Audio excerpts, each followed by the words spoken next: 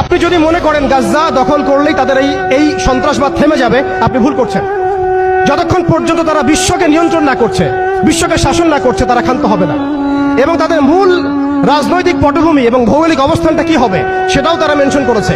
তারা চায় পুরো হোলি ল্যান্ডটা দখল করতে। এখন আপনি প্রশ্ন করতে পারেন যে ভাই হোলি ল্যান্ডটা কি? উত্তর হচ্ছে, হোলি ল্যান্ড হচ্ছে সেই জায়গা ইরাকের ইউফ্রেটিস নদী থেকে শুরু করে মিশরের নীল নদ পর্যন্ত। আই রিপিট, ইরাকের ইউফ্রেটিস নদী থেকে শুরু করে মিশরের নীল নদ পর্যন্ত এই পুরো জায়গাটাকে বলা হয় হোলি ল্যান্ড, অর্থাৎ পবিত্র ভূমি, আরদুল মুকাদ্দাসা। কোরআনে বলা হচ্ছে আরদুল মুকাদ্দাসা, ওদের স্ক্রিপচারে বলা হচ্ছে হোলি ল্যান্ড। তাদের মিসাকে ইহুদিরা বলছে মিসায়া, এবং খ্রিস্টানরা নাসারারা বলছে অ্যান্টিক্রাইস্ট।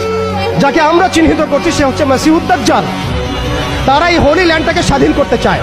তারা মিশরের নীল নদ থেকে শুরু করে ইরাকের ইউফ্রেটিস পর্যন্ত পুরো জায়গাটাই দখল করতে চায়। আপনারা যদি মনে করেন গাজা দখল করার পর তাদের এই হামলা থেমে যাবে, আপনি ভুল করছেন। তারা ততক্ষণ পর্যন্ত ক্ষান্ত হবে না যতক্ষণ পর্যন্ত তারা হোলি ল্যান্ডটা দখল না করছেন। এবং শেষ জামানায় যে বৃহত্তর মালহামা বা মহাযুদ্ধের কথা বলা হয়েছে, সেই যুদ্ধ হবে ইরাকের ইউফ্রেটিস নদীর সোনার পাহাড়কে কেন্দ্র করে। আস্তে আস্তে সময় সেদিকে এগিয়ে যাচ্ছে। তাহলে তাদের উদ্দেশ্যটা কি? তাদের উদ্দেশ্য হচ্ছে হোলি ল্যান্ডটাকে দখল করে সেখান থেকে তারা দাজ্জালের শাসন কায়েম করতে চায় সারা বিশ্বে। কারা চায়? জায়নিস্টরা চায়।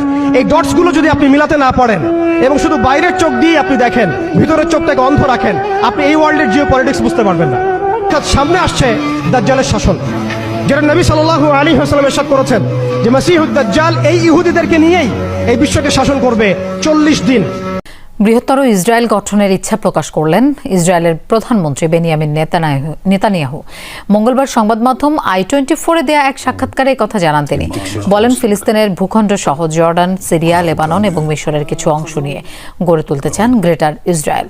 এসব অঞ্চলে ইসরায়েলি আধিপত্য বিস্তারকে নিজের লক্ষ্য বলে স্বীকার করেন তিনি। এই আদর্শকে বেশ শক্তভাবে ধারণ করেন বলে জানান নেতানিয়াহু। একই ধাঁচের মনোভাব রাখেন তার মন্ত্রিসভার বেশিরভাগ সদস্য। বহু ইহুদি এখানে বসবাসের স্বপ্ন দেখেছে, ভবিষ্যতেও অনেকে এখানে বসবাস করবে।